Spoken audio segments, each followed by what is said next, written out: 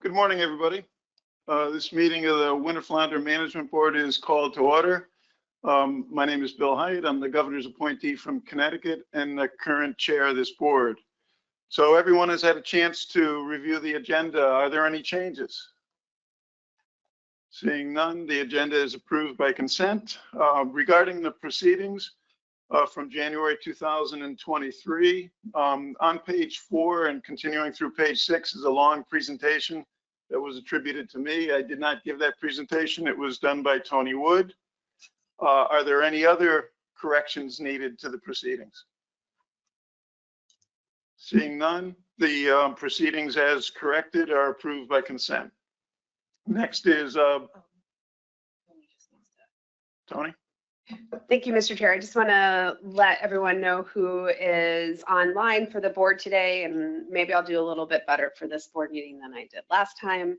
I have Steve Train from Maine. I have Representative Gresko from Connecticut, Adam Nowalski and Heather Corbett from New Jersey, Emerson Hasbrook from New York, and I think that's everybody. I apologize if I left anybody off. Thank you, Tony. Okay, next is public comment. Is there anybody in the room who wants to comment on anything that's not on the agenda today? Seeing none, anybody online?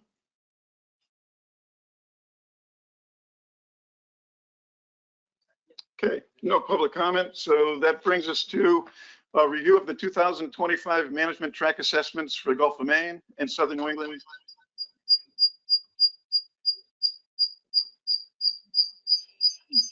That brings us to interference. All right. Okay, so that brings us to a review of the 2025 management track assessments for Gulf of Maine and Southern New England Mid-Atlantic stocks of winter flounder. And for this, we have presentations by Paul Nitschke and Tony Wood. We'll take questions after each of the presentations. So Paul, are you ready? Yep. Okay, go ahead. Good morning. My name is Paul Nitschke from the Population Dynamics branch. I will be giving a quick overview of the 2025 management track assessment for Gulf of Maine winter flounder. This was a level 1 assessment, so that's a direct delivery to the SSC. The last assessment was done in 2022. This assessment's based on a 30+ centimeter survey area swept. This is an empirical approach. So it's a fairly simple assessment model. Could I have the next slide, please? So the Gulf of Maine stock was historically thought of as the smallest of the 3 winter flounder stocks. That perhaps has changed with the declines in the Southern England stock. The catch for the Gulf of Maine stock mostly comes out of statistical area 514, Cape Cod Bay, Massachusetts Bay, Stellwagen Bank are important areas for the removals of the stock. Next slide, please. So here's the removal time series for the Gulf of Maine stock. In the early 1980s, the recreational component was a significant chunk of the removals. However, that declined fairly quickly into the 1990s. The commercial removals declined more gradual. More recently, the catch is around a few hundred metric tons. However, early on, the removals were a few thousand metric tons. So there's been a large change in the catch over the time series. Next slide, please. However, that change in the time series doesn't really seem to correspond to a response in the surveys. When we look at the surveys, the indices remain relatively flat for the entire time series. Perhaps you could argue the mass DMF spring survey has a little bit of a decline, but in general, the trends are fairly flat. In addition, when we look at the the size and age structure. There's also not really a big change in the size and age over time. Next slide, please. So this produced a real conflict when we tried to do the analytical models back at SARC 52. It resulted in a massive retrospective problem in the model to the point where it wasn't accepted, it didn't get passed through peer review. So then after that, basically the 30 plus area swept estimate was developed as an empirical approach for this stock. Next slide, please. So this biomass estimate comes directly from survey information. We use 3 different surveys because we don't have a single survey that covers the entire stock. So we use these 3 surveys that use strata sets that don't overlap to cover the stock. We used the Northeast Fisheries Science Center bottom trawl survey for the offshore strata and some of the inshore strata in Mass Bay and Cape Cod Bay. We used the Mass DMF survey for the real shallow strata in Cape Cod Bay and Mass Bay. And we used the Maine Hampshire survey north of Massachusetts inshore. Next slide, please. We did develop overfishing definition using a length-based yield per recruit model with this same 30 plus centimeter knife edge selectivity. This was a crude proxy for the selectivity so that we could estimate exploitable biomass. Next slide, please. So exploitable biomass can then be calculated based on a 30 plus centimeter biomass index per tow from each survey multiplied by this expansion factor, which is the total survey area divided by the tow footprint times Q. Q, you can think of Q as the efficiency of the gear between the wing spreads. Q, the estimate of exploitable biomass is very sensitive to this assumption of Q. And these expansions tend to be very large because of that huge expansion factor for the entire area. So once you have that estimate, you can estimate the exploitation rate, which is simply the catch over the 30 plus centimeter biomass estimate. You can compare that exploitation rate to the overfishing definition from the length-based yield per recruit.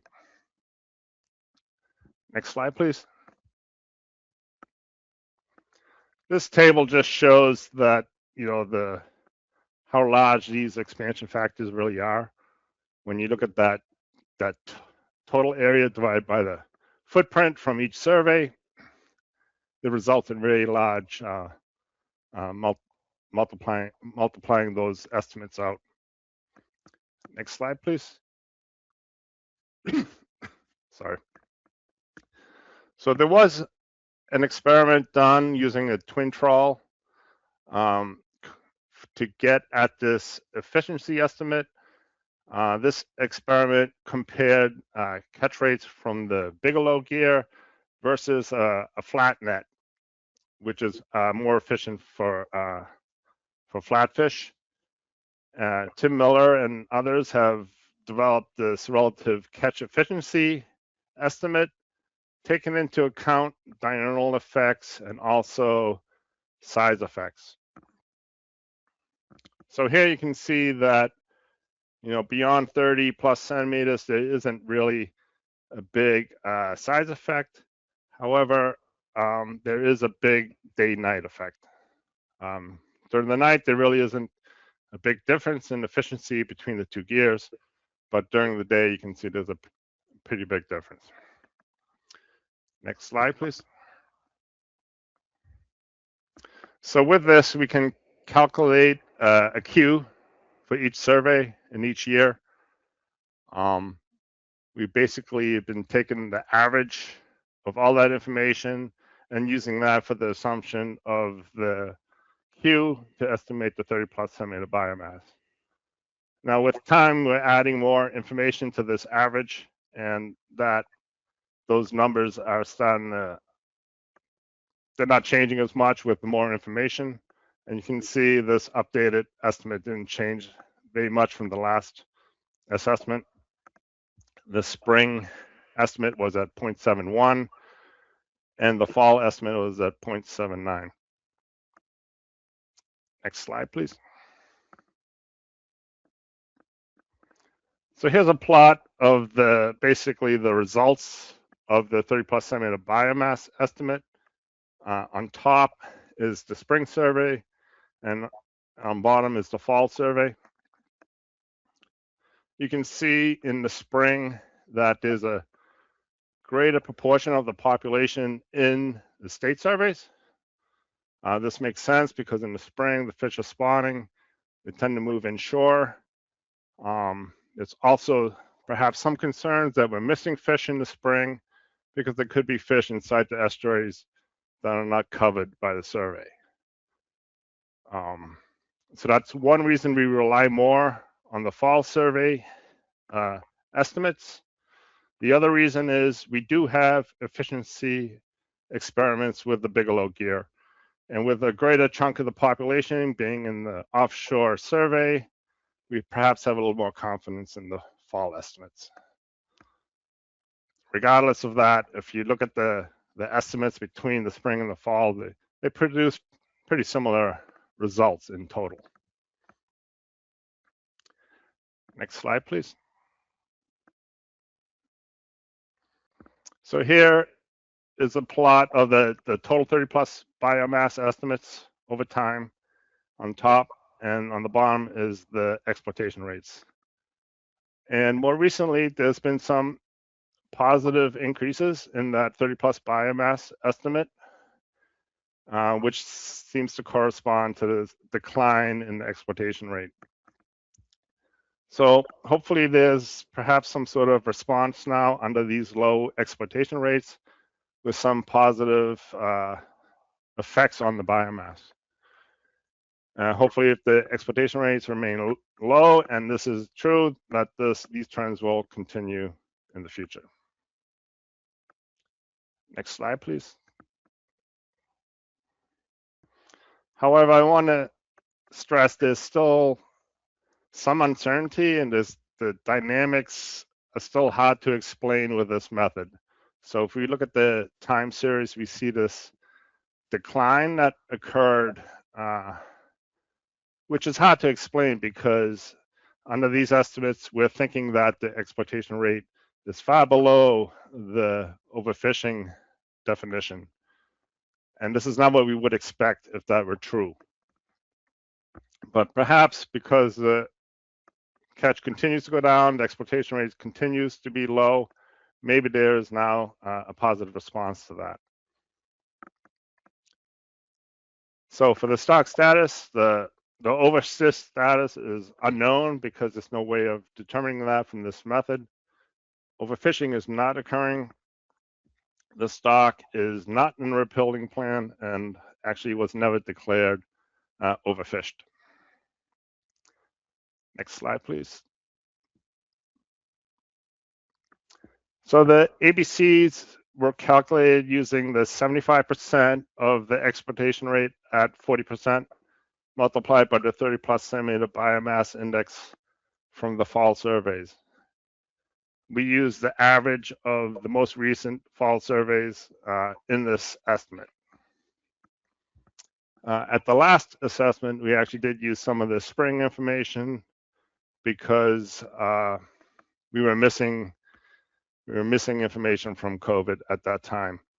And this assessment, we went back to using the fall information since that information is available again. Next slide, please. This is the PDT catch performance plot that we put together, just looking at the OFLs and ABCs over the time series compared to the catch. The updated ABCs and OFLs are very similar to what we had in the last 3 years. There's hardly any change between the OFLs and ABCs. So it's maybe a very slight decline, but pretty close to what we had before. So it isn't a big change. Next slide, please. And I can take any questions if there are any. Thank you, Paul. Any questions for Paul regarding the Gulf of Maine assessment? Okay, seeing no questions in the room. Any questions from the public? Oh, okay, Eric, and then David. Yeah, thank you, Mr. Chairman. So I'm curious why you don't use NEMAP survey data. You know, they're fishing in much shallower water than the Bigelow can get to, and at times that's where those flounders are. So that's thank you. This assessment is just for the Gulf of Maine, and NEMAP doesn't go into the Gulf of Maine.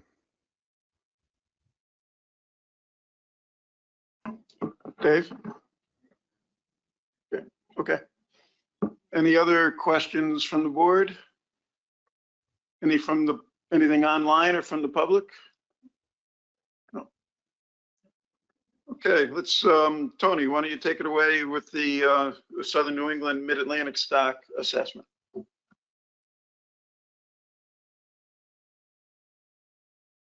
Sure. This should be a pretty quick summary of the most recent level 1 assessment for Southern New England White Flounder. Next slide, please. So this stock was last assessed in 2022. At that time, it was a level 3. The model has stayed consistent with that last update. It still uses ASAP. Reference points at the time indicated the stock was not overfished. Overfishing was not occurring.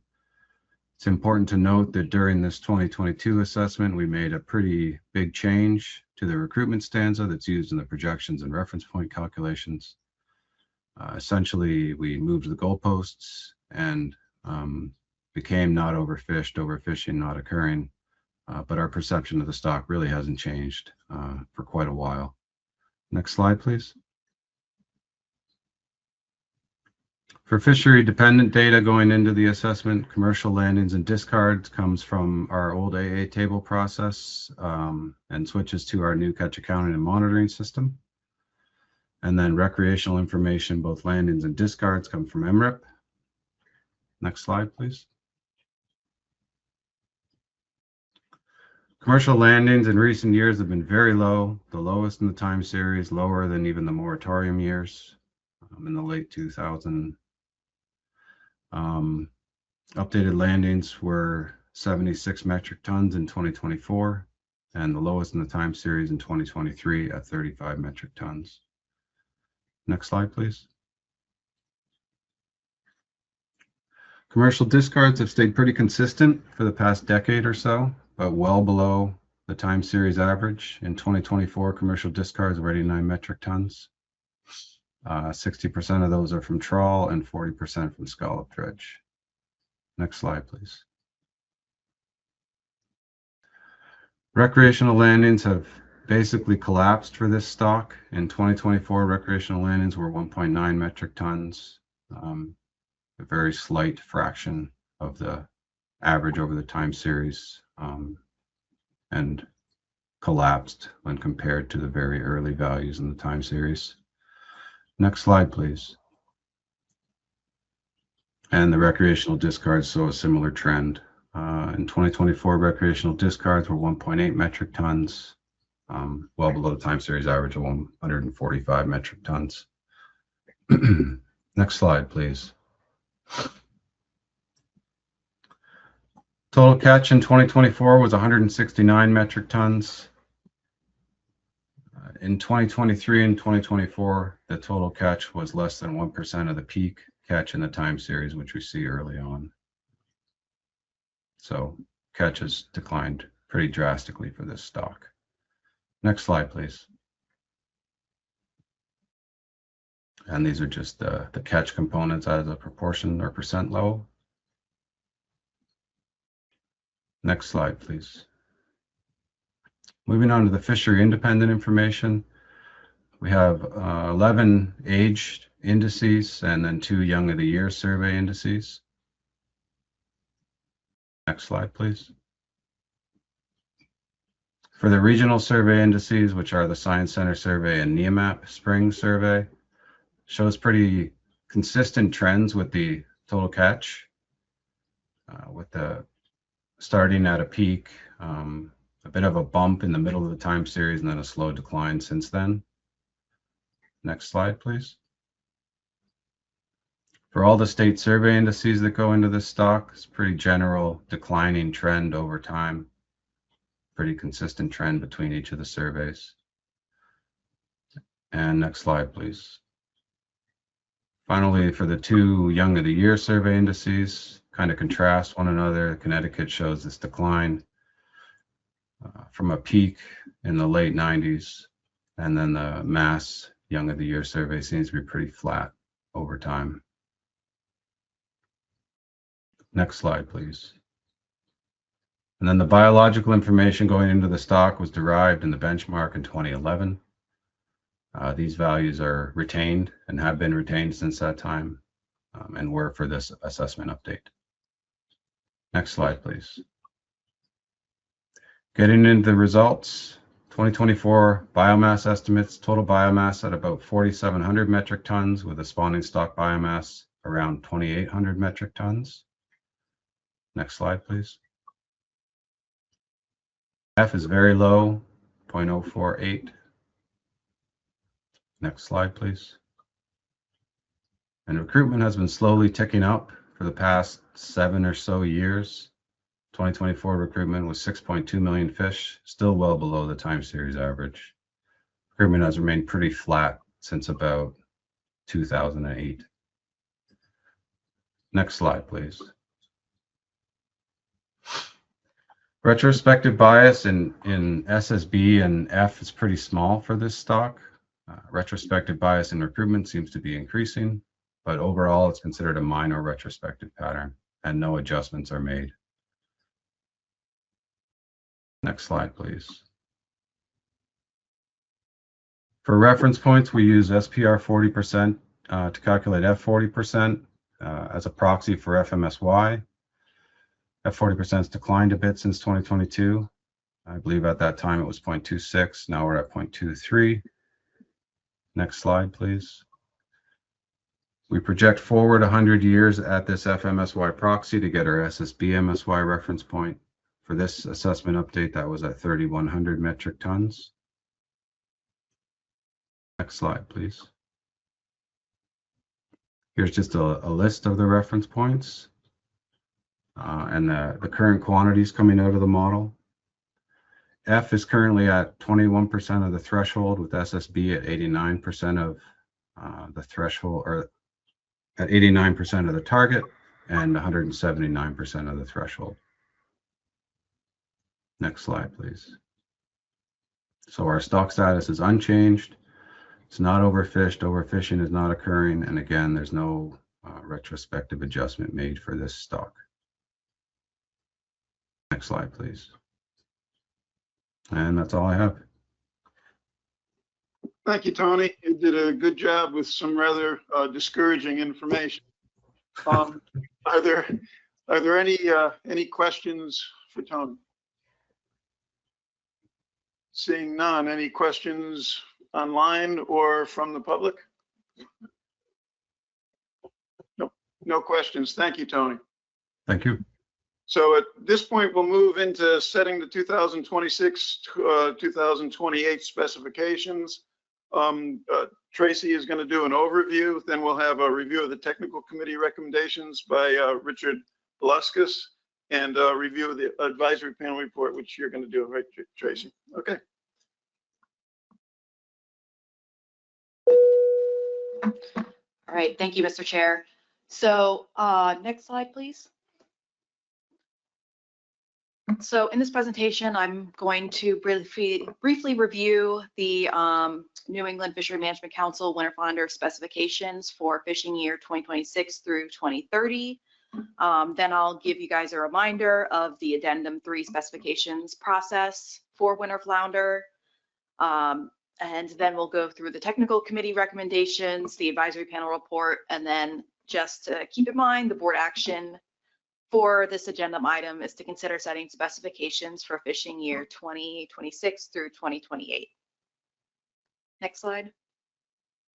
So starting off with the New England Fishery Management Council specifications for the Gulf of Maine and the Southern New England Mid-Atlantic flounder stocks. Here on the slide, I have it for the current period fishing year 2025 to compare to the upcoming years that they set it for, fishing year 2026 through 2030.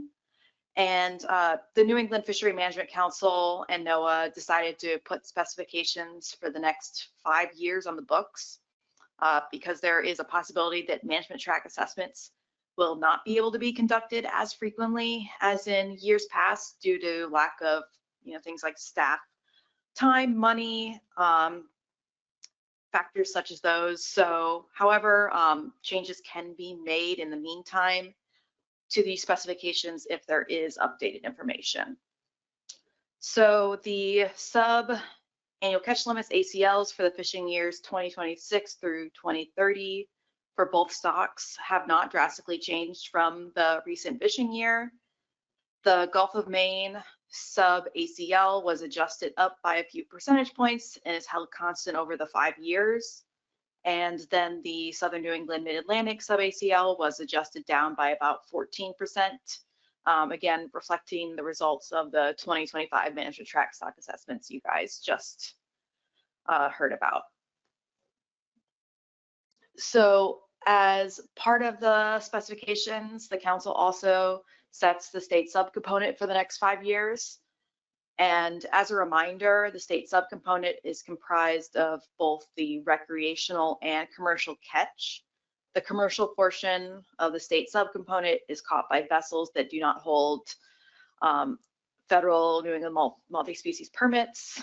And the subcomponent is an estimate of what the state fisheries will harvest in each year. It's an estimate, not an allocation. So there are no accountability measures associated with the state water subcomponent, meaning there is no payback if the state water subcomponent is exceeded. So moving into what the New England Fishery Management Council set for the state subcomponent or estimated for the state subcomponent,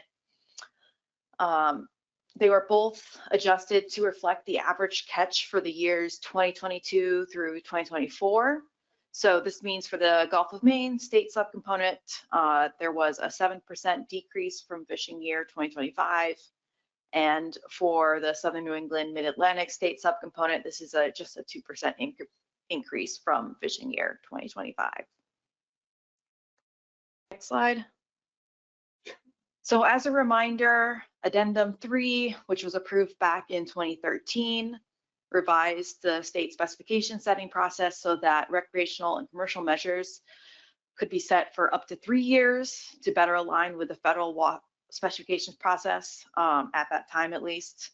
And the commercial measures that are subject to change are trip limits, trigger, trip limits, size limits, season and area closures. And then the recreational measures that are subject to change are the size limits, bag limits, and season. And you'll notice that there's sort of a discrepancy between what the New England Fishery Management Council has set specifications for 5 years, whereas we can only set specifications for only 3 years at a time. And we'll just come back in 3 years and set those. So unless there is new information available. Next slide. So here on the slide, which we can refer back to, however, whenever we need to, this is the current commercial winter flounder regulations for both the Gulf of Maine and Southern New England Mid-Atlantic. And these management measures have not changed since 2014. And in the next slide, we have the respective recreational winter flounder regulations, which again have not changed in a while. And again, we can refer back to those if needed. So I will hand it over to the Winter Flounder TC Chair, Rich, to cover the summary of our TC call. Thanks, Tracy. My name is Rich Velasquez. I'm a biologist with the state of Rhode Island and the chair of the TC. Next slide. So yeah, the TC met via webinar on January 6th of this year.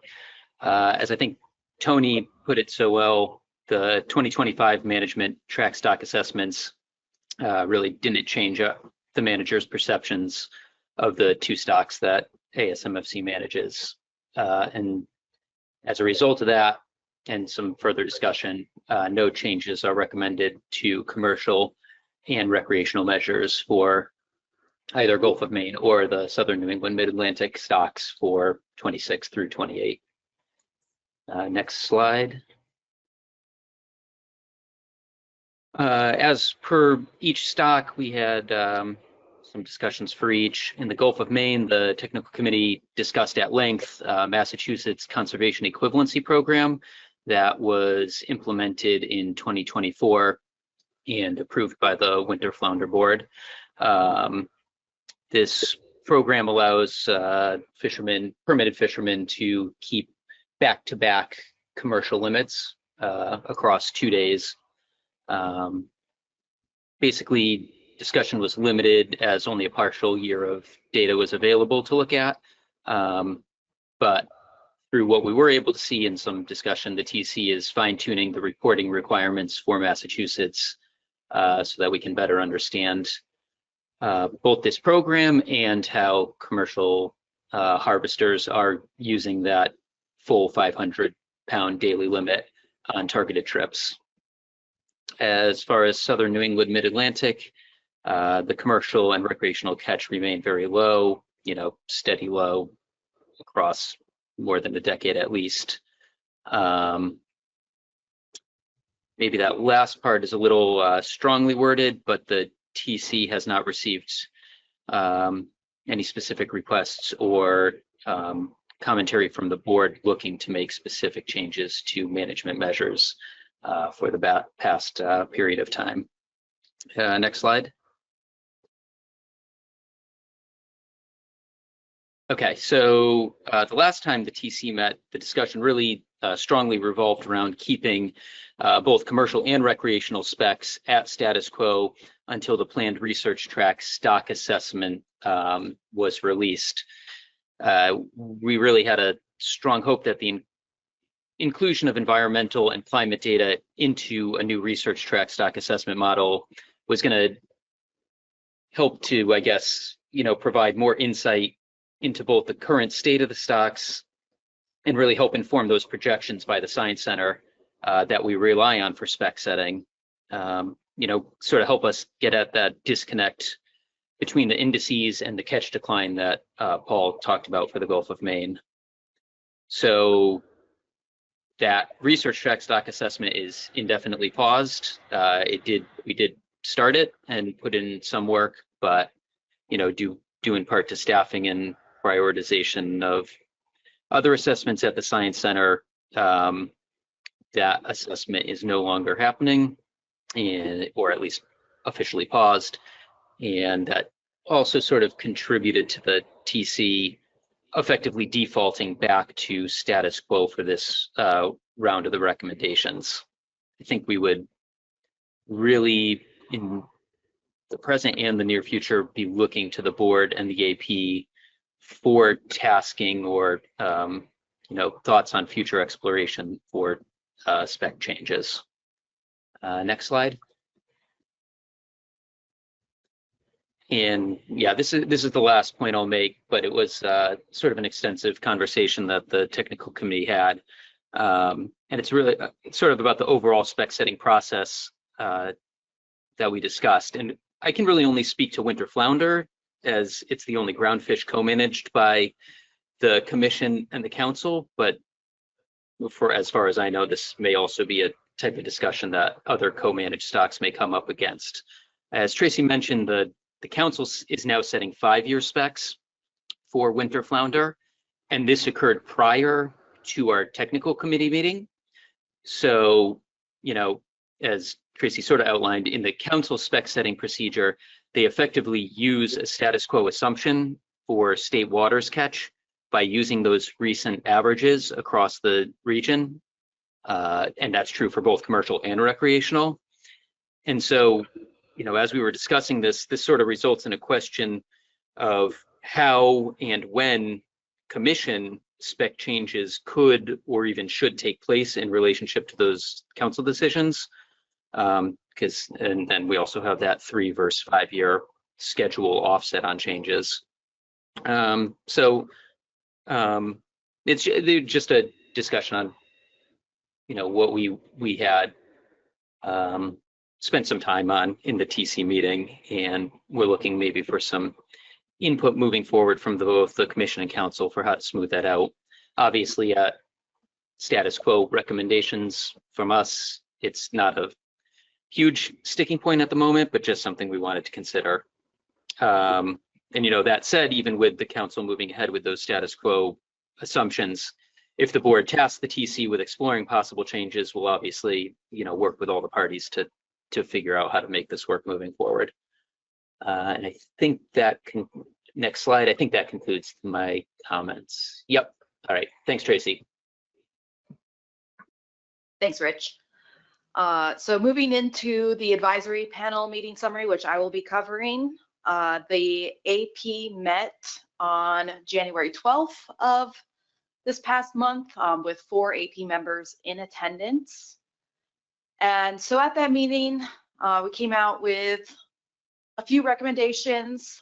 2 advisors supported status quo commercial and recreational management measures for fishing years 2026 through 2028 for both stocks. And they made the note that with this recommendation that they would be able to reevaluate regulations in 3 years if changes ended up needing to be made.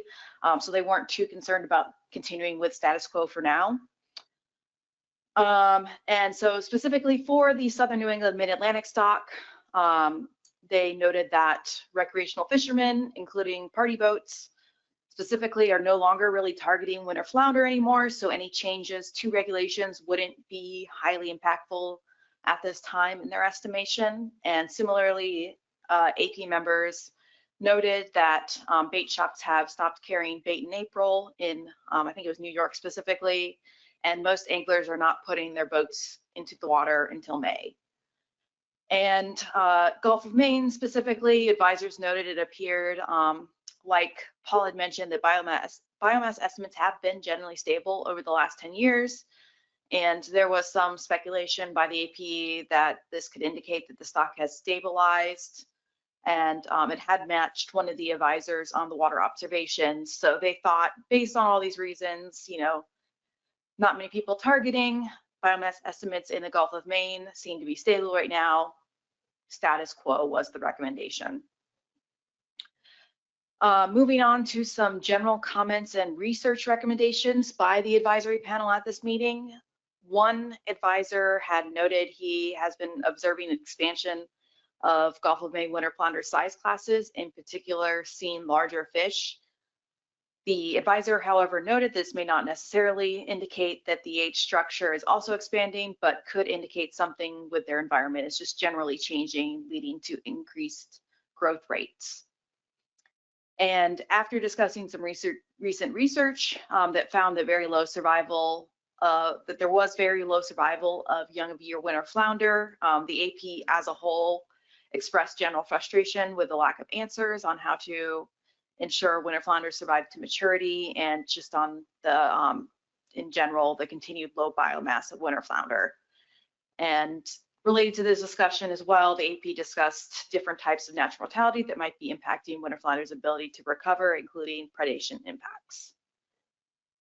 So for research recommendations that the AP provided and discussed, first, one advisor who is also a member of the Northeast Trawl Advisory Panel noted that there's that recent improvements in the catchability estimates from the Northeast Fisheries Science Center Northeast Trawl Survey that Paul noted, and he recommended that similar research be conducted for the other state surveys that go into this assessment. The AP also expressed the importance of continued exploration into ecosystem approaches in winter fauna management to improve the estimates of natural mortality specifically, especially changes through time of natural mortality. And an advisor reiterated his recommendation from the last time the AP met to discuss specs back in January 2023 that managers should reconsider utilizing stock enhancement as a potential path forward for winter flounder. And then lastly, the AP had a short discussion on the potential need for an assessment that focuses on winter flounder and Long Island Sound specifically. So that concludes my summary of the advisory panel meeting. So move to the board action for consideration for this meeting of considering setting specifications for fishing year 2026 through 2028. Thank you. Thank you, Tracy. Thank you, Rich. At this point, are there any questions for Tracy or Rich? Dan, go ahead. Make questions for Tracy. In the AP conversation, did anyone mention that maybe the 2 fish limit discourages participation in the recreational fishery? I think that was touched upon in the AP discussion where, you know, it's like we only have 2 fish to go for, so why bother going out at all type of sentiments expressed. Yeah, thank you. The other thing that strikes me is this, for me, there's a missing part of the story here that when you do this again in 3 years, maybe you could come forward with a description of the degree of underutilization of the TALs, attacks, whatever, by the sectors. So I'm guessing that in the Gulf of Maine, the majority of fish that are being caught are by federally permitted vessels and sectors. But I think this assessment is kind of ignoring that. And so it'd be good to know, you know, because I understand we're just managing this for the most part, the set aside, but the rest of the story seems to be, so I'm blind to that. And so it would be useful to understand, you know, whether or not we're underutilizing the federally approved quotas, for lack of a better word. Yes, absolutely. I can bring that to the next time we discuss this for sure. David. Just following on Dan's comment, I think it would also be useful in the future to come back with more explicit explanations of what we think the environmental drivers are that are keeping the stock down. And I just, you know, mentioned the fact that yes, there has been significant environmental change in the Gulf of Maine. Stock pre-recruits seem to be fine. You look at those charts. Paul mentioned the fact that they've been remarkably consistent. So there's got to be a decoupling in there that explains why we just don't get a rebuilding of it, particularly the Gulf of Maine population. And it would, I think, it would help all of us to have a discussion of that, why that's taking place. You know, I know, and this goes back a long time in my history, but at one point we only had 2 nesting pairs of cormorants in the state of Rhode Island on East and West Island. And before I retired, we were up to something like 2,500 nesting cormorants. And those cormorants were all over the bay in packs of 500 fishing in August in 1.5 feet of water, where all the juvenile flounder basically reside. So, I mean, there are probably some correlations here that the scientific community come back with, and I think that would help us. Maybe there's some strategy that we could put together in terms of how the cormorants are managed by U.S. Fish and Wildlife Service or whatever. That would address some of these concerns. So that's kind of the first step, I think. Yeah, and I'll note that in the AP's discussion, they also discussed factors when they're having their natural mortality discussion. Birds did come up as well there, but I think that's something we could absolutely put together next time, maybe a summary of all the recent research going into environmental impacts or something like that. Does that sound like what you're looking for? Okay, thank you. Any other questions?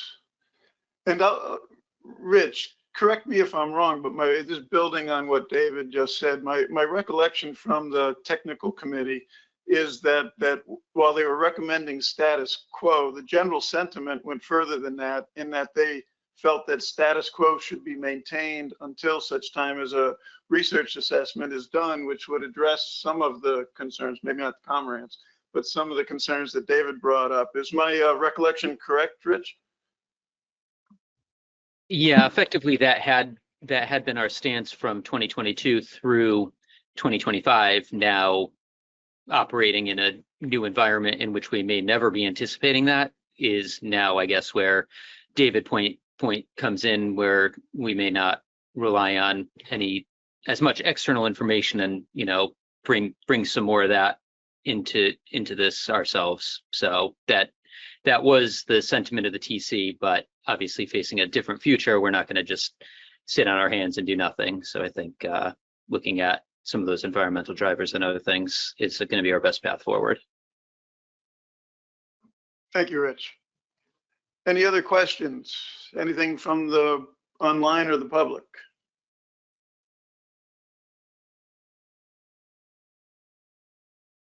There is a member of the public. Online? Yes, his hand raised. Steve has, member of the public online. Go ahead.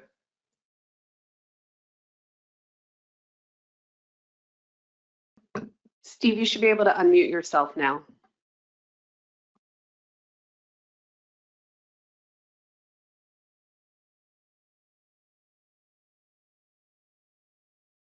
Hello, can you hear me? We can. All right. I don't understand this. We have no fishery really going on over in New Jersey area. We have nobody wants to fish for 2 fish. I don't understand why can't we bring it up to like a 4 or 5 bag limit to where we can actually see what's really out there. Because nobody's going fishing for 2 fish. No party boats or charter boats are even going to think to go out for that, because nobody's going to book the boat. Not on the recreational guys don't want to pay that kind of money to buy baits and all that stuff to go out there and do anything. If you're only going for 2 fish, it's too much money. Give us a little bit of a chance in March, April, and May, and every year just to see what happens, whether or not we can get this done or not. Just to see what's in the bays and rivers in New Jersey. We don't really know because nobody's fishing for them. And you guys even say the same thing. You don't know what's going on. So I just don't understand where you're coming up with these rules. Why not give us a chance? We got to fight for something here. You got to give us a chance to fish for them and see what happens. That's all I got to say. Thank you. Any other comments from the public or online? Nicole. Thanks. This question is for Tracy. Just to follow up on the public comment and some other comments that we've heard. The states still have the option for conservation equivalency where they could, for example, put in a program to restrain their recreational season but increase their bag limit. And that only goes through ASMFC. We don't have to go through the council for that. Yes, that's correct. So you'd have to submit a CE proposal following the guidelines to do something like that.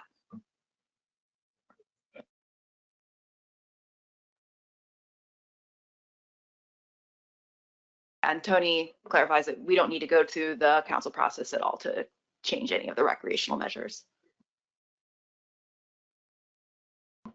Dave? Yeah, and just a follow-up to that question, and what's the timing of a submission to the commission? So I anticipate at some point, some state, I mean, this was raised by this issue was raised by a New Jersey AP member. And at some point, states are going to want to try to submit conservation equivalency proposals. So what is the time frame they have to do that, the window of, is there one, Tony? So for conservation equivalency, the guidelines are on the website, but it is 2 months.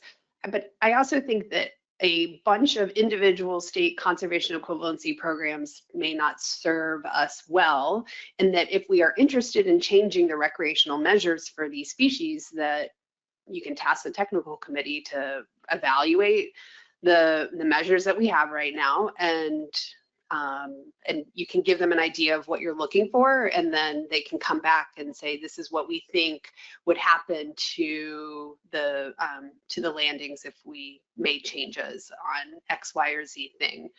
And then I think what Tracy and I can do is talk with the New England Fishery Management Council staff about the process for specification settings and what happens with the accountability measures if we do exceed the state set aside for winter flounder for any of the other measures, and what has been going on with the sectors and their landings, and how that impacts what happens when we go up beyond what they've set aside for us.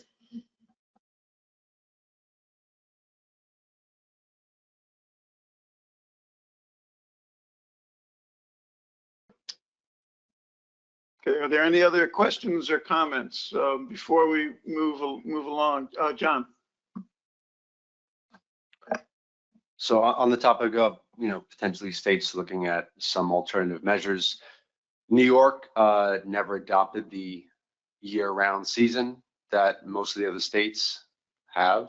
We did this to protect our bay populations, to prevent people targeting the fish when they were most vulnerable. We know that there's distinct genetics amongst our bays. So I'm just wondering, would that then be held against New York if the states wish to essentially utilize their longer seasons to potentially pump up the bag limits? Thank you.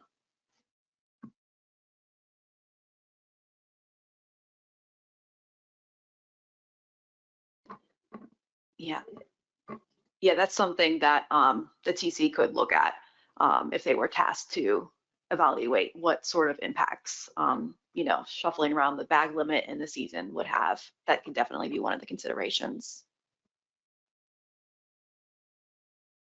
Go ahead, Dan.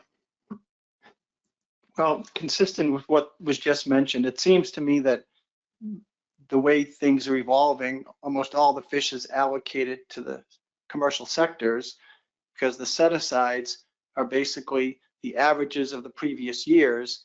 And if the recreational sector is discouraged from fishing, then they're never going to get a reasonable share, because we'll just be dwindling down to nothing. So I think it would be appropriate if the TC examined, especially in the southern New England stock, the potential for going to 4 fish, and if that would be considered risky for the stock, and come back to report on that to this board, because I think the 2 fish limit is basically keeping people home.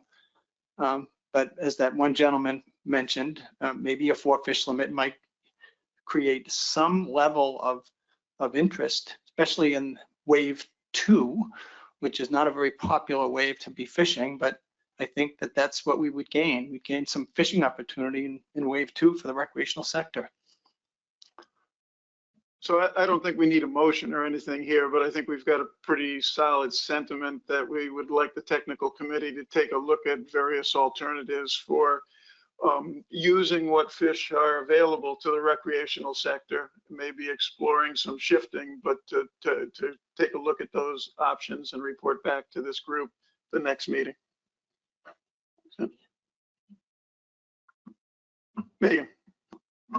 Yeah, maybe as a part of that, I think it would be helpful for maybe like a staff memo on how the council specifications are set, because this is a pretty nuanced conversation of where these pounds are coming from. The state water set aside is taken off the top, so an increase in that is going to, has been mentioned, decrease the federal quota. There's no accountability measures on the state water set aside, so an overage of that is paid back by the federal boats. So I think there's this is a pretty dynamic, multi-layered decision, and I think having some context around that would be really helpful. Thanks. Thank you, Megan. You're correct. The state water set aside is the beginning of the process and the end of the process. So it could get complicated. Okay, is there anything else?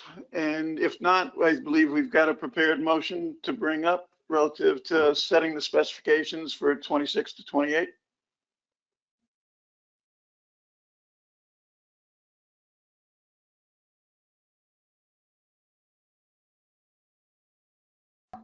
Just as a quick note here, if you're setting specifications for all 3 years and then you decide you want to make a change to your recreational measures, then we would need to do a 2/3 vote because that is a final action to change them in the future. So if you could set all of the specifications except for the recreational measures, because that's what you're asking to explore changes in. And then do those for 27 and 28. Obviously 26 you would set your recs measures for because we can't change those this year. But just so you understand what would need to happen to change them in future years. Does that make sense to everybody? Yeah, so if we set the specifications as anticipated, we would need to rescind that with a 2/3 vote and revisit for the recreational part of it, correct? Yes. You don't have to rescind it, but you just do a new vote that is 2/3. Nicole? Yeah, just on timeline, when can we expect something back from the TC reasonably? Yeah, I would say our August meeting, the summer meeting, I think that seems like a realistic timeline to look into this and get back to you guys. Go ahead, Dan. If we were to get a report in August and there was a decision to maybe increase the bag limit for the recreational sector, would it be able to be done at the November meeting or would we have to do an addendum? You wouldn't need to do an addendum because addendum 3 allows you to make changes like this. Possibly if you guys had a final decision at the August meeting, you could make those changes at the August meeting, I believe, unless you think there's something that needs more discussion. That would be ideal because if recreational fishermen are going to get news of it, it would need to go out in those guides which are usually printed by the first of the year. So that's great. Thank you.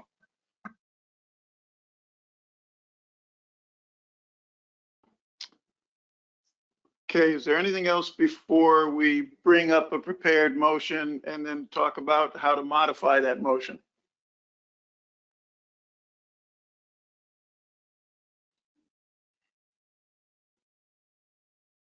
So here we have a motion prepared by staff that follows the recommendations of the technical committee and sets these specs for 3 years, 2026 to 28.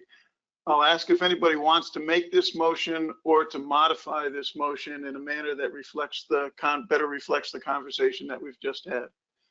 Eric. Yeah, Mr. Chair, I'll make this motion if you'd like. Okay, I move to approve status quo commercial and recreational Southern New England, Mid-Atlantic and Gulf of Maine winter flounder measures for the 2026 through 2028 fishing years. Second by Ray. Motion by Eric, second by Ray. Yeah. Okay, so, given the discussion, did you hear what Megan Ware said about having to engage the New England Council?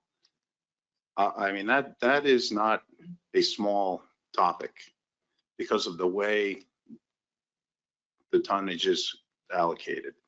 So whether or not we have a report for our August meeting or not, I think it's going to take a lot longer time than that to get this where everybody's comfortable with it.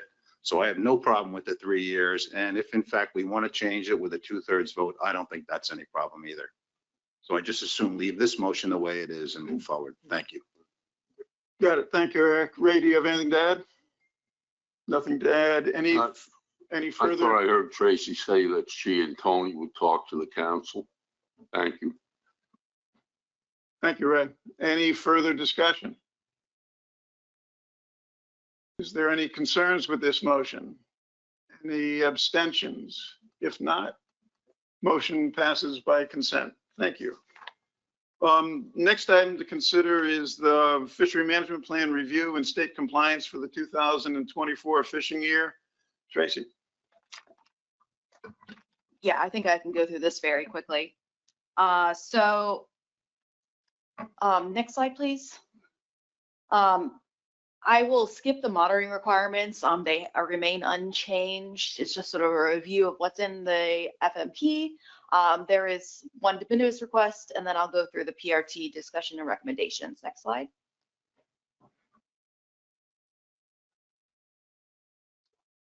One more. So one de minimis request, New Jersey continues to request de minimis status for their commercial fishery.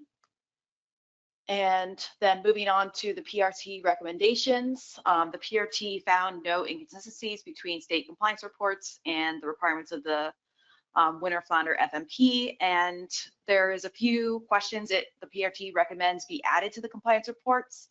And essentially these questions are just to help the PRT in the future track if and what, like whether overages are occurring on commercial trips.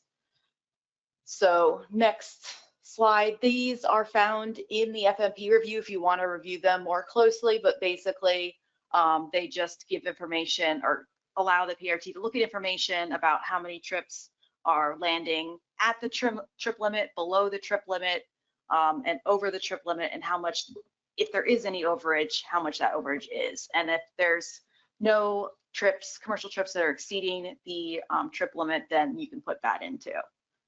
But this was just something that the PRT thought would be helpful as a reference in future years. Next slide. And so just briefly, Rich already went through Massachusetts CE plan. The Massachusetts compliance report provided some initial information on the period that it's been active thus far, just in 2024, which was September 20th through the end of the year 2024. And if you go to the next slide, the PRT's discussion recommendations, they had recognized that this compliance report had only contained information for a very small portion of the year. So there's interest in see how it will perform in the first full year. And there was some conversation by the PRT that generally for all CE programs, it might be useful in the future to consider types of socioeconomic data that could be gathered to evaluate performance. And in this case for Massachusetts program, some of the justifications for the program in Massachusetts proposal was for socioeconomic reasons. So it would monitoring this information potentially, or consideration of monitoring this information in the future could help, the state and the PRT determine if the program is meeting the goals and objectives of that program. And lastly, the PRT just noted a change in the requirement to seal each day's catch with a DMF issued tag, changing it to requiring each day's catch to be clearly segregated and accurately labeled. So if you move to the next slide, the board action for consideration is to approve the winter flounder FMP review and de minimis status for New Jersey's commercial fishery. So is there anybody who would like to make this motion and read into the record? Doug?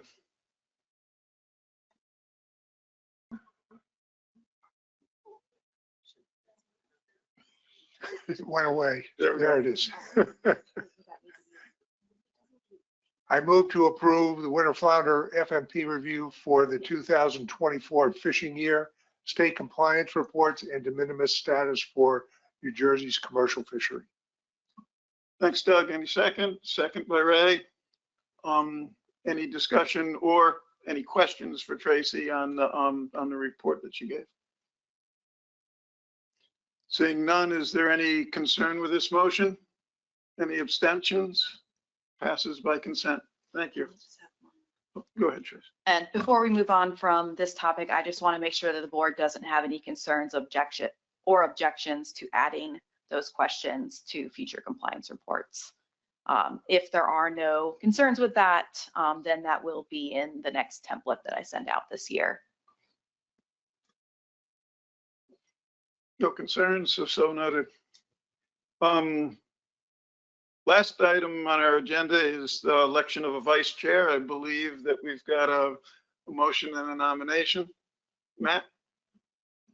Yeah, thank you, Mr. Chairman. It's my pleasure to nominate Nicole Costa from our neighboring state to the east, Rhode Island.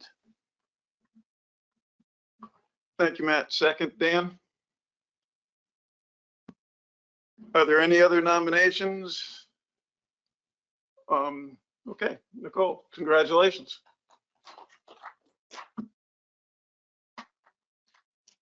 And at this point, is there any other business to come before the board? Seeing none, we are adjourned. Thank you.